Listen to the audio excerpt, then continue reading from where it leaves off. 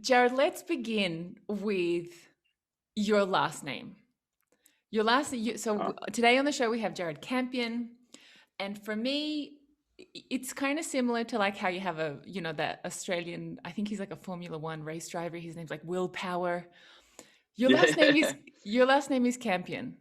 Tell us a little Okay. bit about DreamDrive and if your last name really set it up. I really think that your last name meant that you were like born to do this. But definitely, I think actually more I'd say more so for my childhood experience has shaped it because I grew up with my parents being like my parents are hippies. Like both of like us, my real quick, my dad's British, my mother's Australian. They were traveling and they met living on the kibbutz, if you know what that is. Jeez, yeah. In the 60s. And my dad, we moved back to England. And they Yeah. started their own business, but we grew up pretty poor, and I always wanted like my parents to get like a nice car. Growing up where I grew up, like we never had nice brand names or anything. Uh-huh. And when he actually got very successful, like he retired at 45, sold a business, but as he started to get quite successful, Mm. the car he brought was not a new car, which I wanted him to. He brought a Yeah. vintage camper van, like a VW camper. Oh my gosh. And when he brought that home, I was like, that's the That coolest thing I've ever seen what? in my life. Oh, like the it opposite. really, You're thinking it's cool. Uh-huh. yeah, no, I loved it. And it just is very different to what all my friends had. And Yeah. it's like, it was cool before it was cool. Yeah. And we went to the VW shows. Oh wow. That's how we traveled road trips. And I just got to have a completely different experience than a lot of my friends had on how we Mm. traveled. And when Mm. I moved to Australia and I got my license, that's how I traveled road trips, cruising Mm. around in a car with mates, just no plans, just going out.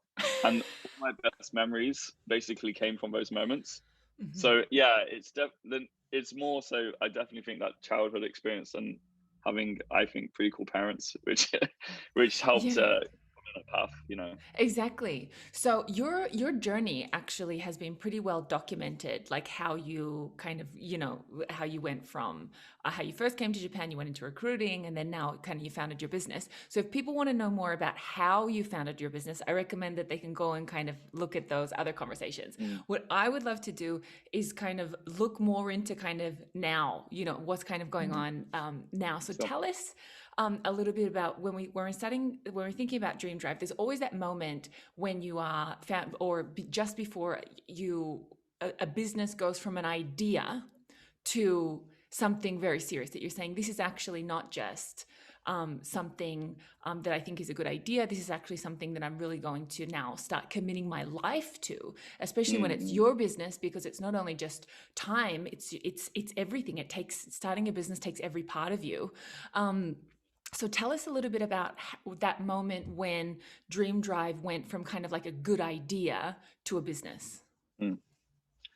I think that really came from um, doing what I thought was a sensible thing to do. Like Mm-hmm. connecting my previous business was connected to what I excelled at, which Mm-hmm. was recruitment. Mm-hmm. I think I was always good at finding connections between people and skills and different things. And I thought I should do a startup, or I should start a business. I always knew I was going to start my own business. Mm-hmm. Um, and I thought it should be in recruitment. And I did start a business in recruitment. And I did start to see some really good traction. And I kind of realized like, if I'm going to start a business and it takes so much and you're so dedicated to that cause, and especially if you raise money and you've got like you're using the people who trust you use money to propel that, you better like it because you're going to be doing it for like the next 5-10 years. Mm-hmm. And and I just felt at that moment like what I really want to do is like see like camper van road trip kind of travel come to Japan.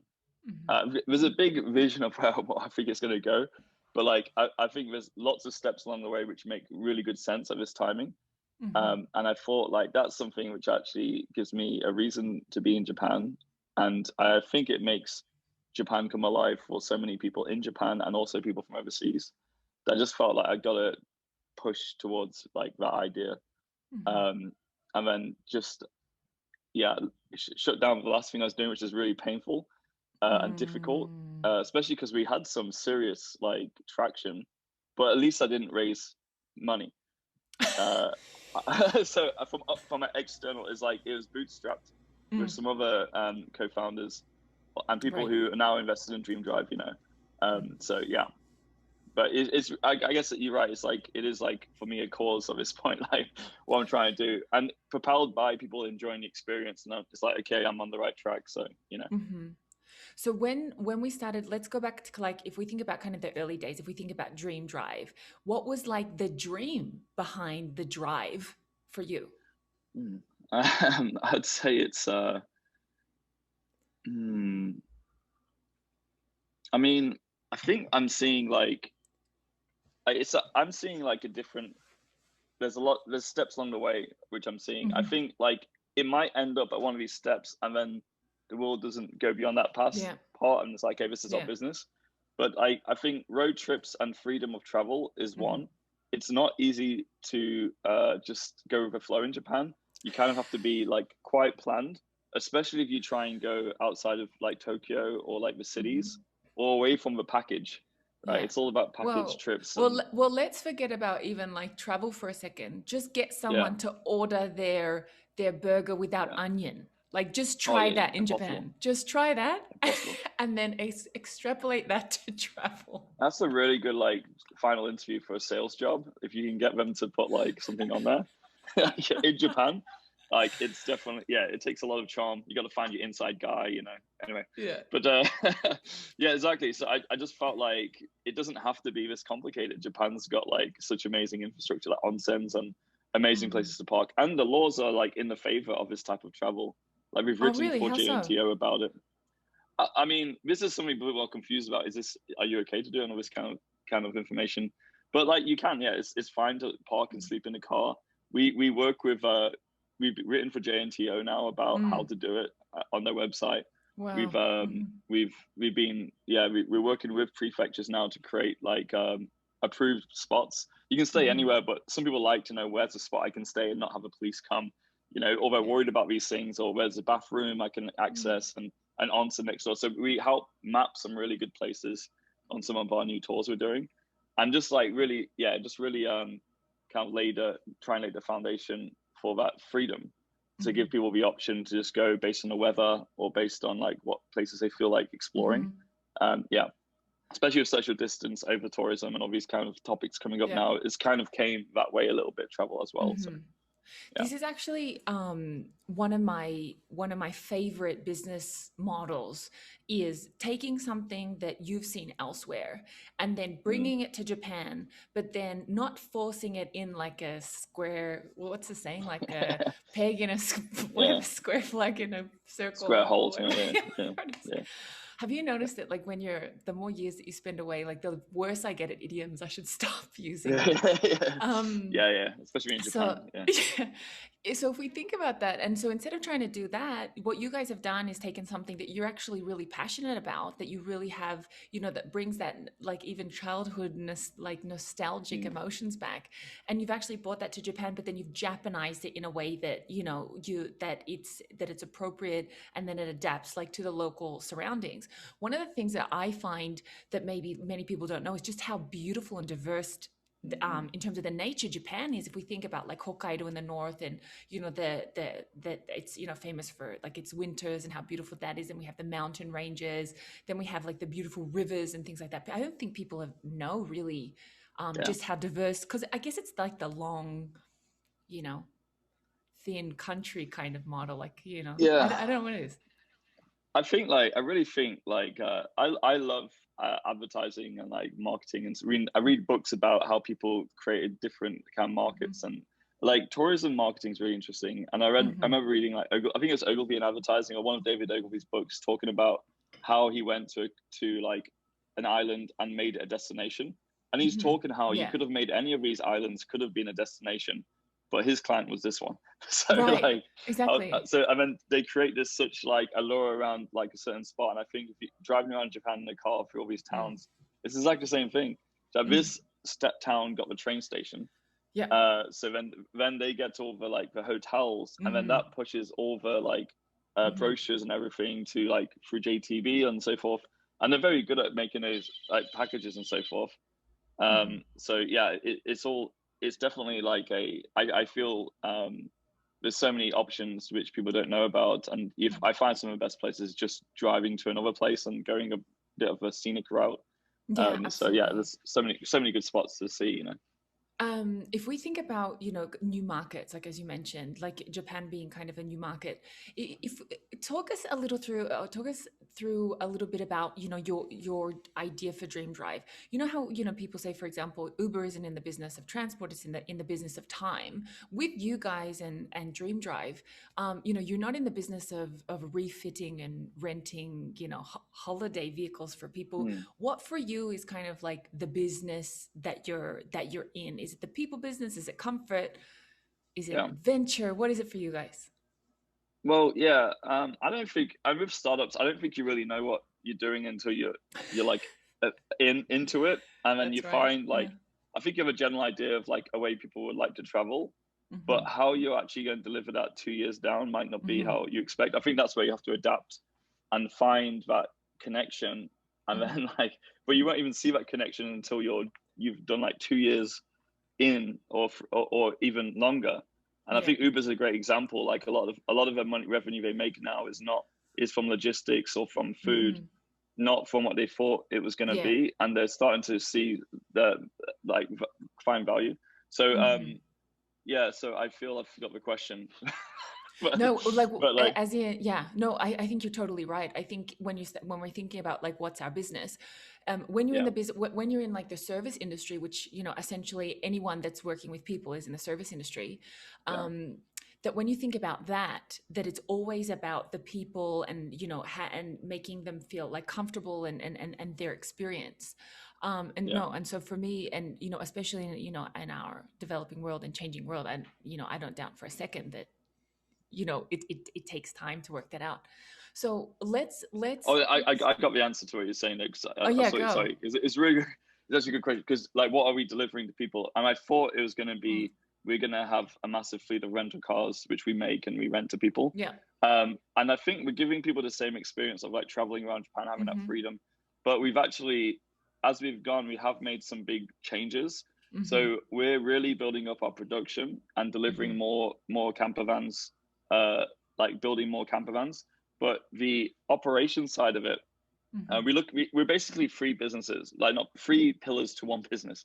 We Mm-hmm. build vans, we rent vans, and we create content. And I Mm-hmm. think like to deliver this experience, all those three things are kind of key, Mm. like to our business. But we're Yeah, of looking at course. like what are we good at and what are we not good at. Mm-hmm. And we're good at building the vehicles. I think we're really good at crafting it, improving it over Mm-hmm. time based on experience. We love having that customer use Mm. our product. We're not great at scaling operations, or more so, Mm. we there's so many like it's like I'll get back to that, the rental part. And then like on the media and experience, I Mm-hmm. think we're good at creating the routes and telling the story and educating people how Mm-hmm. to do it and bringing new people into the market. No. But rentals is like very expensive and difficult because more people want vans in different locations. Yeah. They want and like a lot. Japan's really good at operations. Like Oh there's lots yeah. of companies No, who of have course. Yeah, land. Kaizen. It's then the land of Kaizen. Oh, Yeah. yeah, people got they've got companies like let's say for example hotels. They Mm. got plenty of locations. They've got staff. They've got Mm. cleaners. They've got people sitting around. And for them to like, we just realized like we really should like bring them in instead of like competing with them in that way. Mm. We're now starting to supply camper vans to other companies. So we've got some Mm. big orders from other rental companies who are not Interesting. maybe conventional rental companies. We're talking Japanese corporations Mm. um, who will then operate the vans for us. So we'll supply Mm-hmm. them the van, and we'll supplement that with content and with Mm-hmm. our like media and maps of where to go, Mm-hmm. so Mm-hmm. that they don't have to think about Yeah. like that side of the business, and we, Yeah. we kind of and we're like really supplying them with it. So that's a little bit different than I thought, and we're actually Mm-hmm. making we will keep renting a few vans, but Mm. maybe for mainly we're actually going to have about 10, which will operate, and then we'll Yeah. find like a partner to operate the rest of them. We just want to have So that connection still to the yeah, customer, you know. I love this. Let's stay here for 1 second. So as we've seen, for example, you know how the economy has changed. That, you know, Airbnb doesn't own real estate. Actually, that's Yeah. kind of your model, isn't it? So you at DreamDrive don't strive to have like all of these, you know, millions of cars. You actually rent them, or you on behalf of investors. And there's actually many pain points along the way that I think are just genius that you've solved. So why don't you talk to us a little bit about that business model So, well, yeah, and we've then developed. also I want you definitely to go back and elaborate on what we were just talking about in terms of like that, you know, that development of the business model. Sure. I mean, yeah, I think we're actually developing that a little bit more now. So Hmm. we've also been leasing camper vans to Japanese corporations now. Okay. We're doing a project in Okinawa Oh, with okay. a Hmm. big Japanese conglomerate, and we think that that's actually we've got our vans from our van partners. So basically, people like all the vans in our fleet are sold and owned by someone else, who then Hmm. receives revenue from us operating that. That's the vans in the DreamDrive fleet. Hmm. But that model's all well and good, and we're still continuing it.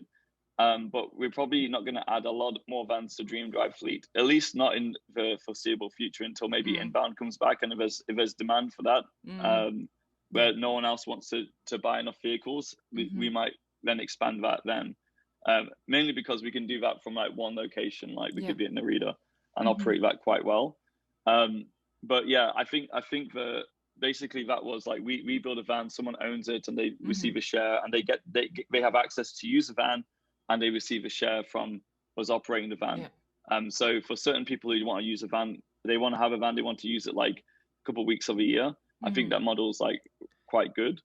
But yeah, and we might pass that on to other companies who want to Hmm. rent it as well. Yeah. It's just yeah, it's just we're just thinking about like the operations of doing that, and as we've Mm. tried to, as honestly as we're doing this right now, but as we've tried Okinawa, and we're Mm. having to hire new people and train them and do all this Jeez. stuff, and then Yeah. it's like it's a lot of operations which would rather give away to like a company That's who's already set keen, up. or a local Hmm. business in the area who wants that kind of opportunity, and we can supply them with a van, and Mm. which is like quite current and interesting. And that I think Mm. that's a real I think us supplying other people with a van in Japan is a great way to partner and grow our business.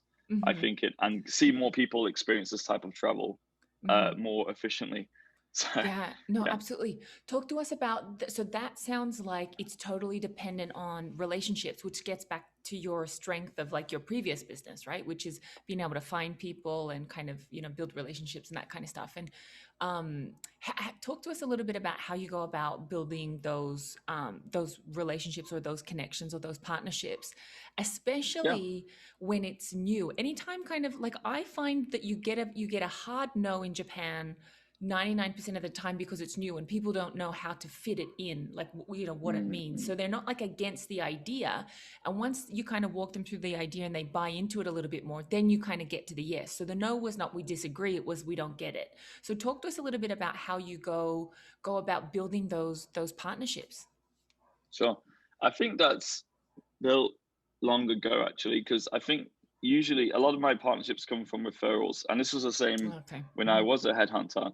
It's you work with somebody, they try Hmm. you out, you do a good job for them, Yeah. and then they're more willing then to they don't feel bad about connecting you to someone they know, Yeah. They're not scared because anymore. they kind of know that okay, this person's not going to embarrass me, Yeah. and I think that reputation is critical Hmm. in especially in Japan, because like Yeah. I feel too as a company that worked for me with getting personal connections to things, Mm.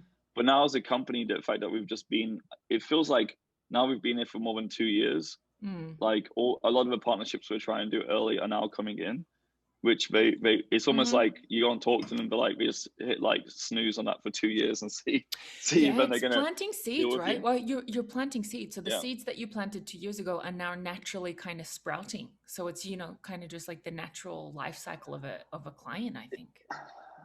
maybe. Yeah, I would. It's an interesting thought. I think so. I definitely feel like once you start getting the first like open projects coming out, then other things start to move a bit easier.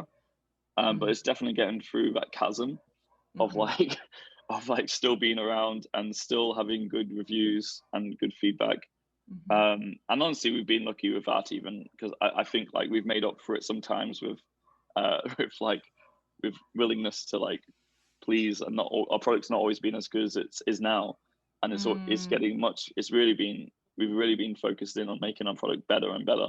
But people have been, I think the experience has made up for it in the past, just them having that freedom. But our actual product was pretty basic, and like, you know, we're almost ashamed of it looking back now, what we were like renting out, you know. But like I think just from they see the connection and they see improvement, and you're interested in making things better, and you deliver like eventually like a kind of situation. But yeah, I really think it's just those connections, and I think that's like, and that's what I think is something I feel super important for anybody who wants to start a business, is to do really well at the last business, like when working for someone else ideally, and you can learn all those, you learn how to do well there, and you've got like, you're succeeding there, and ideally you move into management and manage people there and start looking at the books and those kind of things while getting paid a salary for someone else is such like invaluable experience, and especially having those mentors and who can coach you and tell you, and that they'll become the like investors or the connectors in the future too, I think. So yeah. Have you had any mentors or investors that stand out for you that have been really like fundamental to the DreamDrive journey? Oh, for sure, so many. And I think like my previous boss, Dominic Carter, he's built like an amazing business in Japan, a big operation, two huge I would say huge to me, but I think as a foreigner who came in and just built a really good business in market research, mainly a lot doing a lot of entertainment, like super interesting projects, and he's just really, I guess, really smart, and he can see connections and gets good people in. I'm not sure if you ever met him or you know about him. No, but I haven't had the chance to meet him yet. Okay. I'll but reach him out to him as a guest. I'd say, I mean, Brian Nelson. I'm not sure you know him too, but he's like he exited a company, took a business to IPO in Japan, and it's been really, really sage wisdom. He was on the board of my last company, which we shut down, and he was first investor, and then a bunch of. But again, it's like usually there's been experience with us, and we've been through some stuff before in another business, and then it definitely is a big supporter. But I don't want to name some of these guys. No. We don't have to name names. Let's not name names. Let's name lessons. Tell us a little bit about like that. What they taught you, or what and what you're still learning. I think what I learned is seeing like when you go through, like, obviously, as you know, starting your own thing can be like super, especially in Japan, can be a lot of pressure, more than I probably expected. And I think the failing in Japan is not a good. It's not as safe. There's not as many safety nets. No, there's no like Silicon Valley fail first, fail fast, or what is it, fail forward, or no. Oh, you can't do with Donald Trump. Oh yeah, that company went bankrupt, but not me. Like that doesn't work here. Like you can't just like, the businesses are more attached to your person. Personally. Oh, yeah. And so I think like the risk is much higher, which is why like a lot of like people I come across are very interested in doing it, but I don't think they fully understand what they're really getting into, and it's quite trendy, but it's not like I wouldn't. Yeah, I think you get what I'm saying. So I would say like seeing working for other people who have been successful, and seeing how they react when everything gets real tight, like a Lehman shock happens, or 3/11, now and how coronavirus, and just seeing how these people react to those situations, and their willingness to just change and like make tough decisions quick, and to keep like basically the vision of what they're doing is the highest priority, and and I've just been so impressed by Mm. the resolve in those moments, because Mm. I think a lot of people would then fold or get Fold like a a cheap bit chair, as anxiety we if say in Australia. yeah, yeah. Basically, like, I think it's a resolve of those moments which kind of like, and I don't know, I feel I've had so many of this last year of coronavirus where I've just been like lying there in bed looking up in the ceiling, and I normally sleep really sound, just thinking I Oh, might be this might be it, this but is our then last month. but then I'm sure. but Yeah. then just thinking, yeah, but then just think, oh, yeah, but then just thinking like, okay, creating a to-do list at those moments and going, okay, cool, this is what has to be done, and just making those calls real quick. And yeah, I don't know, I feel that's like Yeah. what I Yeah. learned mainly. And just seeing that Hmm. operated by someone else and being Hmm. paid by them to see it is like Yeah. it's a great way to Hmm. like kind of learn Yeah. those lessons, I think. Yeah. There is a wave of difficulties and challenges in Japan when it comes to doing anything, doing any kind of business. But one thing that I like, that I think I've adopted, like from Japanese culture, is, as you said, that kind of that resolve, that keep moving forward. And the other thing that I also, there's obviously, it's always like, a double-sided coin, there's challenges. Yeah. But the other thing is, I quite like it when somebody's business is, or they're personally responsible for their business. Instead of these kind Mm. of businesses that are just kind of like fronts, like I really, or just, yeah, I really like to see the person I'm doing business with. But this is maybe like the Japanese person that lives inside of me. That could be it. But I enjoy that as well.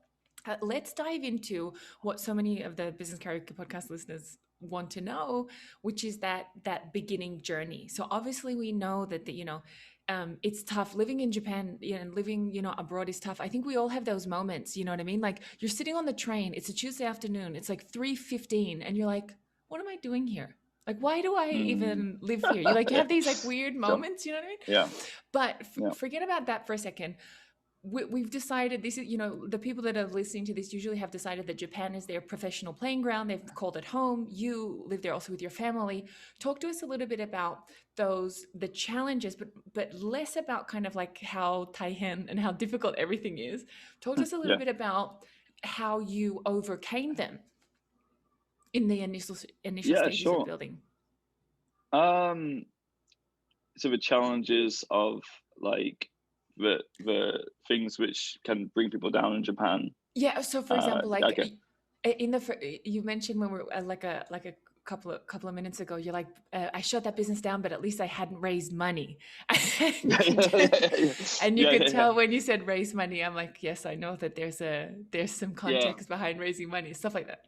Yes. Yeah. No. Sure. I think like that's like the I think that's, yeah, very good question. I think like yeah, 14, 13, 14 years into Japan now, loving the opportunity here, and what makes us different is what gives us those opportunities, Mm-hmm. and helps us see different things, opportunities as well, right? No question. And I feel like I haven't really. I've always been quite happy with my work life in Japan, and Mm-hmm. there's definitely moments when you're like, yeah, we're like, why are we here? But I think like when it comes to starting a business as a foreigner here, definitely the opportunity to raise capital is like one of the non-existent almost Mm-hmm. things, especially from like corporate. It's really hard until you don't need it. Mm, yeah, Then it's like exactly. then it's You're like, like where were you yeah guys 3 years ago, 5 years ago when we yeah, needed no, you? 100%. But at the same time, I'm wondering now if, like, I've seen some of my friends being part of organizations which just seem to have uh, fake traction and endless money, Mm, because maybe they had the right background and they were able to raise so much, and it creates like maybe a bad business culture, mm, which doesn't focus them around goals of like creating a better product and mm, making quicker decisions. So I don't know if it's necessarily. I think if the idea is there, and if the product's good and people like it, um, also most companies are going to be technology companies, which I don't think require that much investment, Hmm. if it is a good idea, like they should be able to get it off the ground easier, I feel, than Building hardware. vans. Yeah, well, yeah. Just we've got it's like Yeah. 9 people, so Yeah. so it's like a different kind of thing. But I feel like yeah, I definitely feel like if you talk to enough people, you'll find Mm. supporters who will come in, and I think it's just not being let down, not being disappointed, because like people I Mm. really admire just aren't interested in what I'm doing, and it's like, oh man, like, and I keep bugging some of these guys, but I think they also follow the story, and sometimes they make connections, Mhm. um and do suddenly become a bit more interested. But I think I guess they're just waiting out to see. It's just like, I guess they must see so many ideas Mhm. um, start up, and maybe they're just wanting to see a bit more like Mhm. commitment to it first. Um, but yeah, so I feel that, so to package it, I feel it's not necessarily now such a bad thing, and it's just, I think, just talking to lots of people, Yeah. and keep sharing the experiences, and some people will come in along the Mhm. way. So And yeah. I totally agree with that. And I would also love you to share a little bit more about what I believe to be the absolute golden card in Japan when it comes to solving a problem, which is, when we were kind of preparing for this call and I was getting to know you better, you mentioned that when you were kind of doing the paperwork and things like that. And I said, how did you manage that? And you said, I literally just stayed until someone helped me. Yeah, Tell me a little bit yeah, more about that, because I believe that's the key. Just yeah, yeah, yeah, literally physically sit there until yeah. someone says yes or no. Yeah, and I think like with uh I think burying them into paperwork is like the right way to do it. Like, you create the proposal, the plan, the PowerPoint, the graphs, and it has to all be real. It can't just be like, here's Yeah. a picture of my cat. But like, but I think I basically make I mean, just from previous experience making like presentation decks all the time, I'll put together a deck to clarify the thought process. It's kind of like Mhm. the same deck I'd show an investor, but it's a business plan, what we're doing, where we plan to go with it.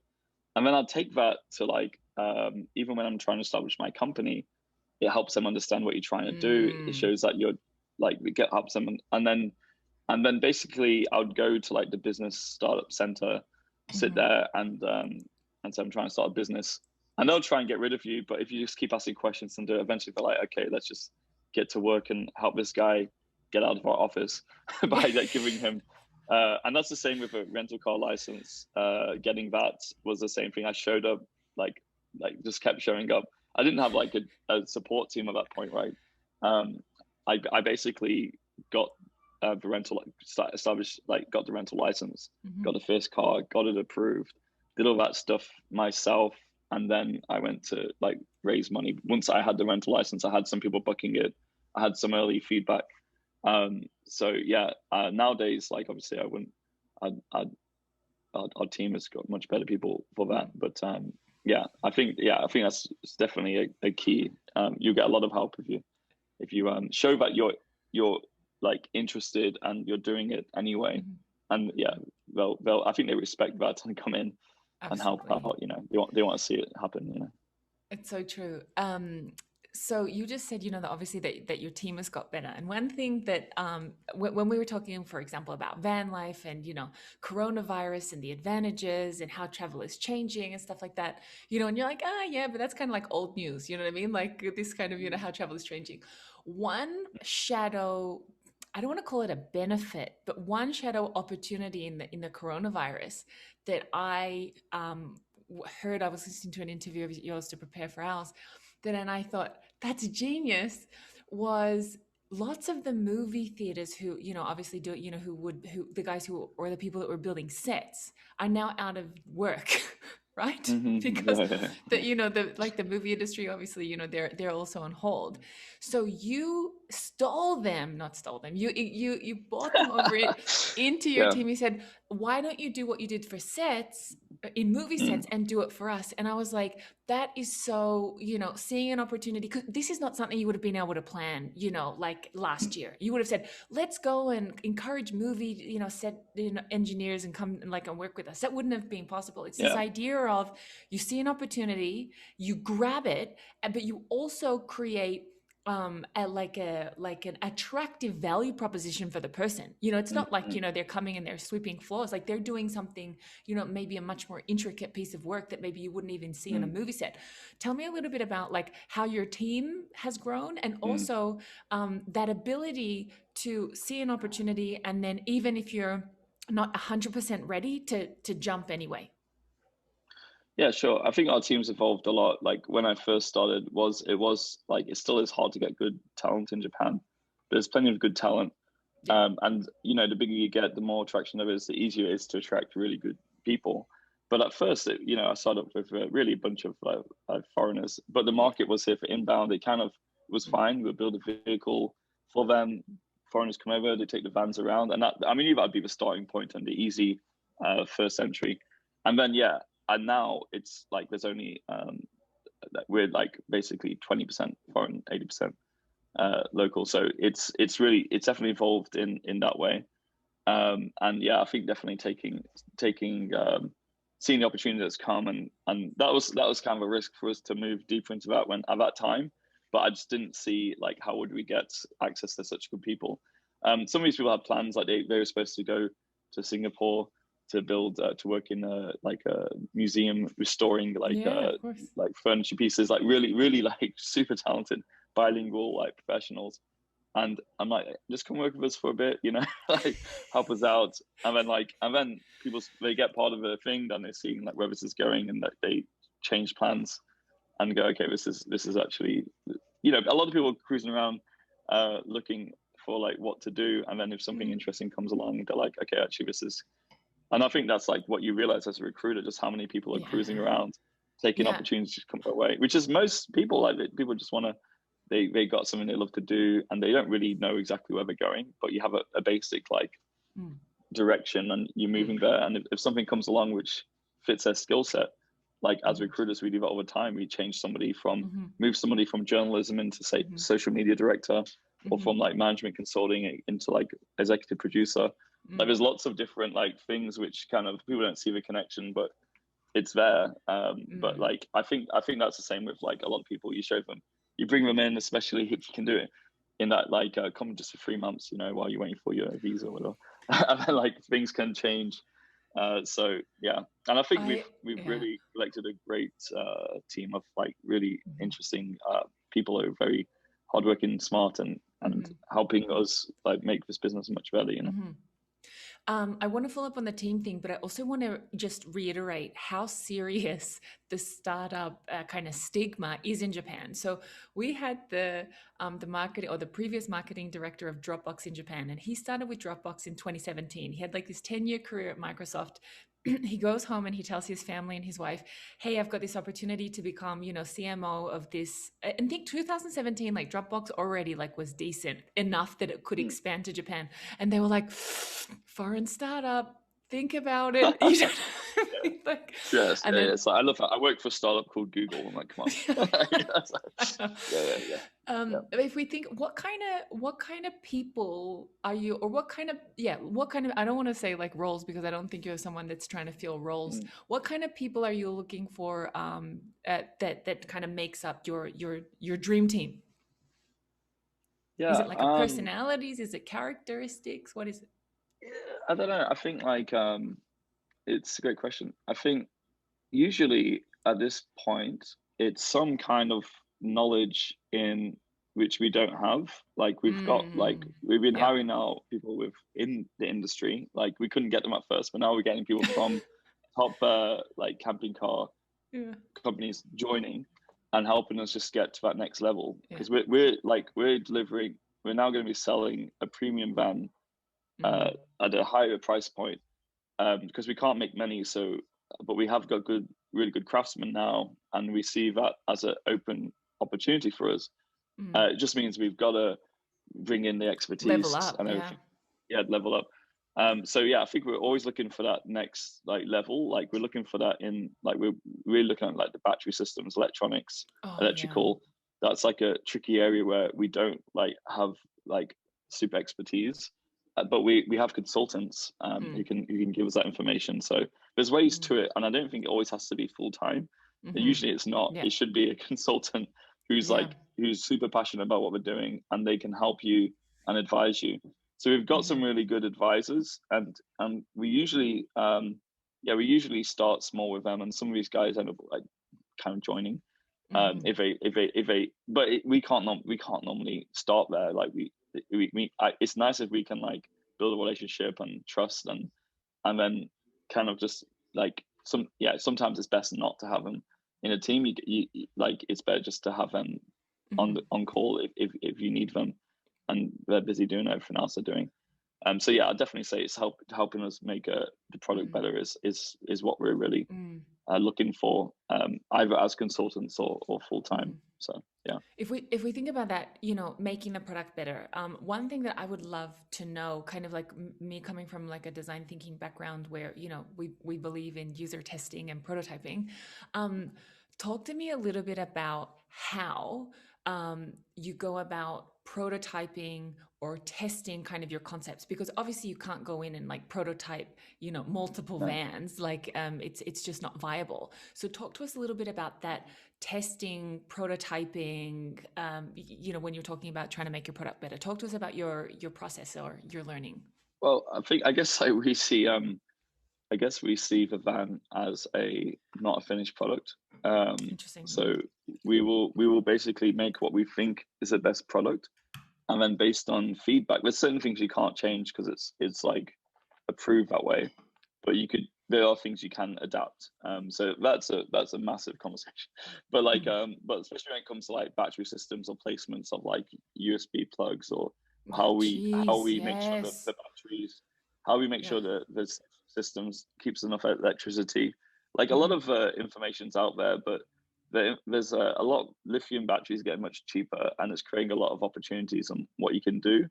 And we also have like a future we see with the way EVs going and the way people look thinking about how to use the space inside a car. This is stuff we're looking at as like where we hope we can go in the future. I definitely feel, talking to customers, what did you think? Like feedback from rentals. That's why even though we're now planning to mainly sell vans to other rental companies, we want to keep renting to our customers in Tokyo, and just keep getting that feedback.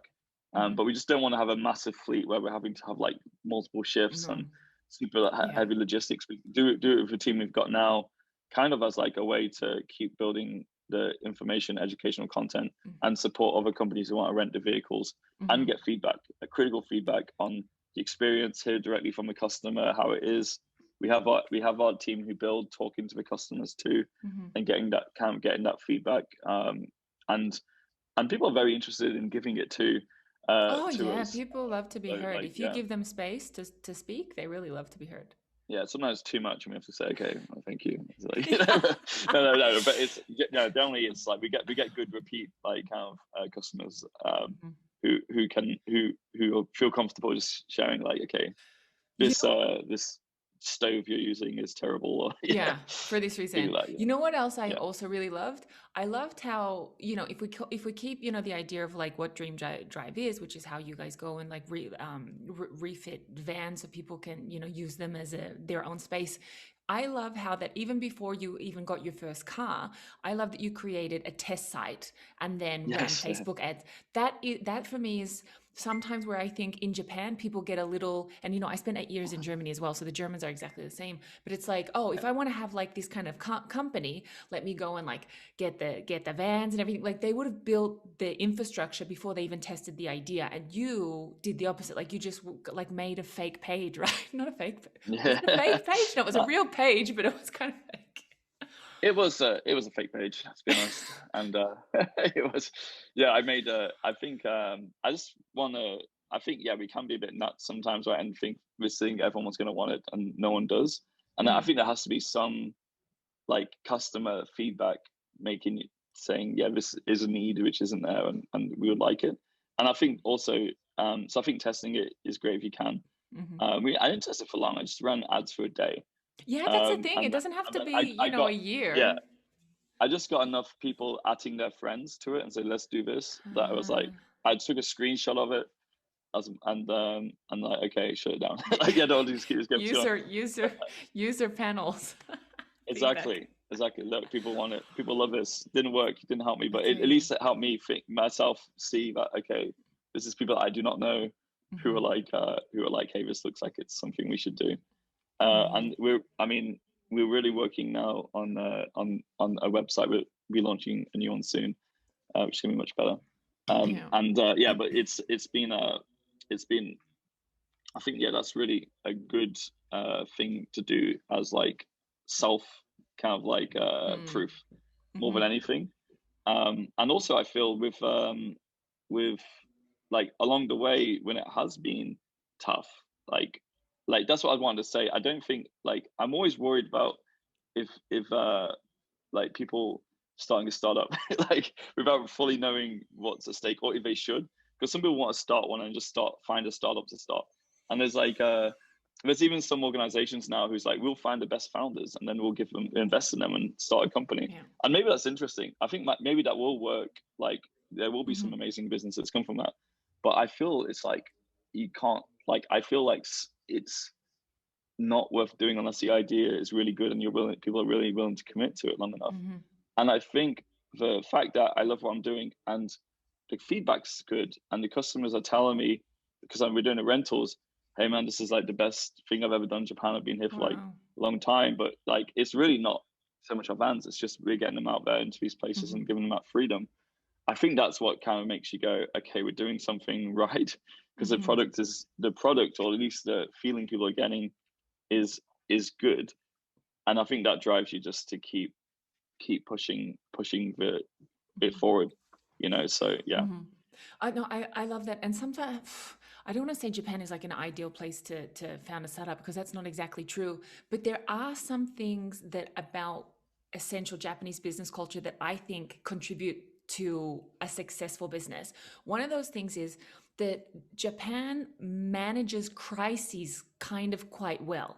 Like, for example, like Yeah, right now, COVID, boom, everyone's got hit really hard. Usually in Australia, like you just would never get another call. Everyone's, everything dries up and you die. That's essentially kind of like the Australian model. mm, But Japan is, I'm sure that, the people that maybe you were speaking to 2 years ago or whatever, even if during the Corona crisis, like they don't, that they're off doing other things, they're managing their own businesses, they do end up coming back like 3-4 years later. You'll get a knock on the door. Hi, remember, we wanted to do this and this, let's keep talking about it. Whereas in Australia, like 3 years is like a lifetime. In Japan, it's not. And so I yeah, like this kind of the longer term view, because you start looking at kind of like the supply chain almost as like partners rather than as like kind of separate yeah, steps in a chain. Have you found that as well? yeah. No, for sure, but I definitely feel like help is needed to navigate that too, like Absolutely, for yeah. me, because um yeah, there's so many great things about Japan, but like when it comes to like accounting, tax, like Oh, that's geez, something yeah. where like finding like a uh good like CFO is like really hard as a startup because you can't afford Hmm. them. So Yeah. that, I think this is, and then but making sure you manage everything right is like that is probably for me it was really the missing piece when I first started, Hmm. and I didn't know how to staff that because honestly I never found, just thinking about the corporate Japan Mm, and what I'm really mm, thinking is like the issues I see was always that it's like mm, how do I manage this? I'm so mm. it's so confusing It for is. even Japanese people. So Yeah. So like actually, a previous podcast guest, Catherine O'Connell, that's what yes, she did. She worked in. So if you need a lawyer, I think she specializes in like startup kind of like health checks. Because like it's the same thing. Like you're a startup, and then you ask about contracts and things like that. And of course, like yeah, we're all thinking, do we have a contract yet? Somewhere maybe. You yeah. know what I mean? Yeah, I mean, for me, I don't think that part. I think if I was in like software or something and patent infringement and stuff like Hmm. that, it's a bit more tricky. In my case, it's more the accounting, Oh yeah, financing, and absolutely. I know how to do the books and everything. Yeah. And I got connected to a really good an accountant who I can't share. I never share a good account. But also we got like we one of our investment from a fund Mm, was super key because what they did is they invested in mm. us and they helped us manage the back office, like Yeah, closing of the that's books and like and that's that for me what was you like need. the missing that for me was That was the a missing missing link. Yeah. piece. Yeah. Yeah, big time. And like just having those guys there to sort that out, like really allows us to like have good books and have like and the governance and just focus on doing on like building the business and the product, and then having someone senior who can work with our team just to look at it, organize it. I think that's been super critical. I feel as that was like Finesse Ventures, Yeah. other guys who came in and helped us with that. Yeah. Yeah, I think that like I think finding the issues and like with like the weaknesses for yourself personally and for your business, and figuring out who can help like you Mm-hmm. structure it properly is going to be super key for Yeah. um like yeah. And I don't know, we're still just like getting going, but I think that's it makes me not worried so much when I know like I've got good people like looking at No, these yeah, for areas, sure. Well, it's what they in say, an like affordable way. what they say, like a good accountant is priceless, isn't what they say? Something Yeah, like that. yeah, yeah, exactly, No, but it exactly. is because this stuff is like difficult in any language. It wouldn't be easier if you were in Australia or if you were in the No, UK. Like not for this is me. just stuff. Yeah, exactly. It's just stuff you don't like I'm doing. not, no. Yeah, and I think that's the issue. Like, you feel like as a start founder, you got to be good at everything, and that's kind No. of. I mean, you get better at everything, Yeah. but like, I'm not like you're not a numbers guy, and like, yeah, I know, Yeah. or like, I'm not an administrator. I'm like, yeah, Mm. I kind of know like what, You're but like, I I know know that. people who are. Yeah. Yeah, but you get people in the team who are that, and I think Hmm. trying to be like all things is like impossible. But if you Yeah. can put the team together where you've got those people and you give them like oversight over it, Hmm. but I think it's sort of world in Japan. It kind of makes you have to act like you know everything, and Yeah, because and it's as about if you're good at trust. You everything. know what I mean? Like it's Yeah. about trust. So it's about you. I don't know if it's need to know everything, but you have to give the other person like a level of like comfort that you're able to find the answers to things. Because when they invest, it's like as you said, they invest with their whole self. It's not just finance. And what I love is these kind of like startup stories or these investment stories where people not only just invest cash, because that's often what we see, for example, in the States or Mm, in other markets, because it like business is kind of seen as like it's transactional purely. But this is a little bit of like, for me, the shining light of Japan is that when you kind of get an investor, they'll come like with their team, so you not only just get access to finance, you also get access to their network. And for me, this is yeah. kind of, if we can start moving a little bit more to that model, like what you just mentioned, I'm like, this is actually where Japan could really bring value and could really be a really great Mm. place to do business. um, I can't believe our hour is almost up. It's for me, it's just too crazy because I have so many more questions. However, Always. if we to kind of like wrap it up, one thing that I'd love for you to share on is not, for example, like just like the future of travel. Um, I would love if you would share a little bit more about something that I heard from you for the first time. I hadn't thought about it before, which is this kind of post-population travel, and that there's all these cities in Japan that are very beautiful, but they can't afford, for example, these huge hotels like they could in previously, and that how DreamDrive is working to like fill those gaps. Talk to us a little bit about the what you see as an opportunity for business in Japan, travel in Japan. Let's say let's go a little bit after the coronavirus. So let's go like 24 months, 48 months, kind of, like 5 years from now. What's kind of on the horizon for you that you guys have seen or are seeing? I think we're starting now to partner with um, hotels more now, and we're seeing like we're partnering with like a top three hotel chain in Japan, and that's from I believe in a few months. I can't say who, but the I think the idea of people being able to like fly into Japan, like usual trip to Japan, people will see Tokyo, Kyoto, right?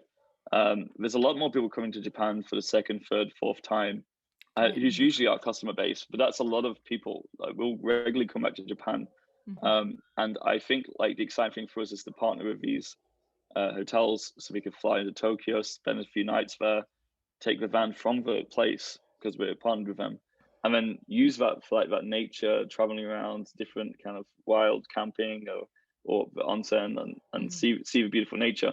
Then maybe go Kyoto, park there again, have it cleaned while they're in the hotel. It's like a Mm. good way Mm. to help the those hotels get more get more nights from the customer, and also make it like a bit more of a seamless experience where the transportation's there and everything too. And I feel like the next big question, as more people are coming into a style of travel, is how will campsites look? Because most customers in Japan actually normally don't stay like in the Michinoeki or like in random spots. Mm, They pay for the campsites. mm, So they will pick up the van, go to a campsite. Some of these campsites are 1,000 yen, some of them are 4,000 yen, but they usually got really beautiful locations. You've got water and showers or onsen or some nice facilities, and most of all, the kids can, if you've got children, the kids can run around and we don't have to be watching them, so they can be chilling there, drinking and mm, enjoying nature, going hiking. And I think that that's going to be the big opportunity, is mm, like not big developments and massive like hotels so mm, much, but thinking about how towns can create spaces for people to park a vehicle. mm, And I think they're going to become much nicer. And this is part of our model, is to um, build these kind of places where we build the vehicles and maybe have some. It's like I feel like we have to justify any big idea we have with some kind of real logical decisions of why we need that land and build it around it to kind of to maybe build that. And I don't know if we need to be the ones building it, but I just think that if the big question for me is not just travel. I think for van life and all those things, like using a camper van for vacations makes a lot of sense, and that's a point where people could imagine themselves doing that for the first time. But I think the big opportunity is more in how people are going to choose to live. mm, If you're living in like a 4 to 6 mat room in central Tokyo, for a lot and you're paying a lot of rent, it doesn't necessarily make so much sense. So I can see why van life is so interesting to the younger, like I'm a millennial too, but like to the millennial generation, I can see mm, why they're quite interested. I'm an older millennial. Yeah, I can see why they're interested in that kind of opportunity. mm, And I just feel it's gonna, like with EV cars coming with autonomous driving, mm. the idea Yeah. of like, not maybe you, instead of living in Tokyo, people will live in like Ibaragi or like Saitama or somewhere more beautiful, and have like one of their beautiful spots. That's a I wasn't trying to say that. There's so many beautiful places everywhere. Anyway, Yeah. but I could see like they have their garage kind of house with one Mm, of their rooms, which is mhm, actually a van, mhm. which Yeah. can detach, and then they could use that to Ah, go into town, and then like a maybe they could attach it to like a campsite. It's a bit George Jetsons, so like a but modular kind of life, like modular. yeah, Yeah. in a way, yeah. I think people are looking at that and they're going straight to that. I've seen some people in the past like go, "This is how the world's going to change. This is how people are going to live." But I think they missed a few steps for In between between. that and where we are right now. Mm, And I think we've got to build like each step of the way. And I think if that becomes, I see that being an option for like digital nomad types, where they could really enjoy having that ability to like have their residence and their mobility, and then attach it to maybe like somewhere closer to Tokyo. There could be upscale places they could dock with maybe a private pool or different things, like when mm, they're feeling like splurging a little bit. mm, I could definitely see like them taking their clothes and everything with them, convenience with them, and attaching it to other ways to live. So I think we've definitely got like where we're going with it, and it has to make sense when that timing is right to do that. But we're basically building up the platform mhm. for that, if it comes, and if it does come in Asia. If it does come, I think Asia will be the place where that really will be important, because the cities are like overpopulated, Mm. and yeah, and I think they've got amazing nature, and the roads are getting better and better. So yeah, so Mhm. I think that's the yeah, my feeling about that. That is so interesting. I can now just only see, people like docking their houses or their kind of like vans Yeah. to these kind of like new models. So if we close this, and if we think about, when you're founding a business, and as you just said, you sometimes get it's the feedback from customers, that when you've made a difference or you've brought them joy, that it brings you joy, it changes your day, it changes your life, it changes your whole psychology, physiology, you feel amazing. Mm, But there's those days also that you kind of get down. I'm not kind of like a big one for like give people advice, because you don't mm, understand like people's context and things like that, and there's a lot of going on. mm, But what would you say to yourself, like on a good day, to like Jared on a bad day, that you're like, if you're kind of like feeling down, and what would Jared on a good day say to Jared on a bad day? mm.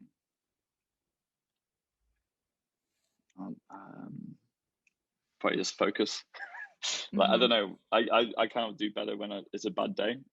That's when I think I wake Oh, up a little bit, and like interesting. I guess I can kind of coast a little bit when everything's good, and I need everything to come in for me to come. But Interesting. I to come and like turn that switch and Mm-hmm. start getting things sorted, which I think is like pretty much for jobs. I'd say focus quicker Mm-hmm. would be my, like, sooner, not always have I not always let it get to that point when you have to Mm-hmm. really come alive. Yeah. But yeah, I think in our case we've got great people on different teams. It's really when, okay, that's not, the timing's right, not right, or the Mm-hmm. it's we're doing that too soon, or it's not working out, and to make those tough decisions. Mm-hmm. So yeah, I think I've definitely trying to get that Mm-hmm. rope shorter as I go, Yeah. and I think that's like the natural progression. But I'd say it's really that, like, Yeah. time to focus kind Yeah, no, of thing. I So also yeah, agree because I think we have such like a high tolerance for pain. yeah, Like you're like, oh, yeah, it's not that bad. It's not that bad. It's not that bad until you're dying. You know what I mean? You're like, oh no, it's yeah. actually really bad. Because when it's when it's your business, I think sometimes you tolerate the pain maybe too long. I think you're right. Yeah. Well, it's too comfortable with the uncomfortableness, and like I think that's Yes, the, exactly. like, it's so, I think that's important because you're gonna have to go through some crazy, like yeah, you're gonna have to go through some crazy moments, right? So it's good Mm, to still be able to like spend time with kids, not be stressed, like, and make, mm, like, not bring that home to the family, and absolutely. like, Yeah. because I mean, we've been pretty like poor through some of this experience, but like Of my kids don't course. know that. They're fine. Yeah. We're at the park. We're not going camping recently. I'm like, yeah, you know, Yeah. but Not yet. for them it's still like there's no need to make it like stressful Mhm. for everyone else, right? And I think that kind of keeps yeah, I think the journey is kind of fun, actually, of I going through love that. But yeah, definitely trying to shorten that mhm. kind of I learning. love Like, it. I gave people way too much rope Yeah. in the past, and or created the wrong kind of culture Mm, for people, where it kind of can kind of get too a bit mhm. too chill. Yeah. So just trying to like keep things like Keep that. organized, and a lot of the things which are dumb are actually smart. That's Yeah. it. That, like, stand-ups are good, like, Yes. things like that, Yeah. like that kind of Stuff like structure. that.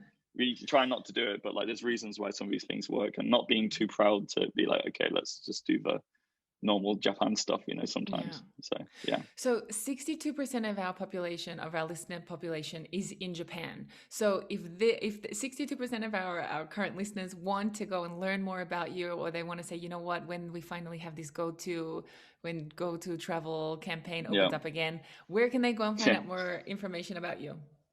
Well, yeah. Well, go to was like the worst thing ever happened to us because we're not involved in it actually. Oh my But gosh. is we did anyway. But that's my But yeah, DreamDrive.life, or LinkedIn. If you find me on Mhm. LinkedIn, LinkedIn / Jared, I guess, I'll Jared I'll Campion. add I'll add all the links. I'll add them all. Yeah. You can That's send it to me that's and I'll add them all. the most common places. So yeah, that'd be so Alrighty. good.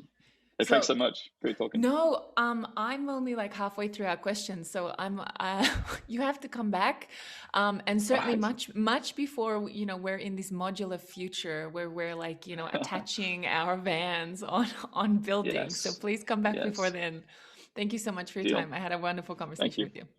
Me too. Thanks so much. Bye.